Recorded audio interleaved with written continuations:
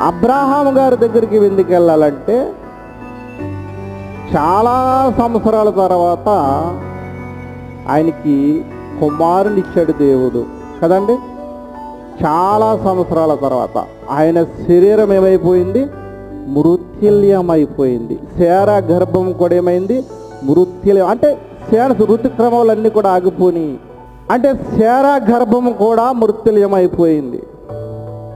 కానీ దేవుడు మాట్లాడుతూ, అబ్రహామా, మీదటికి నీకు నేను కుమారుణ్ణి దయచేస్తాను.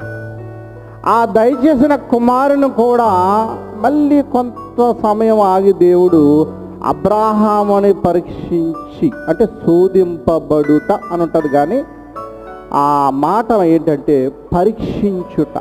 ఏంటి? పరీక్షించుట.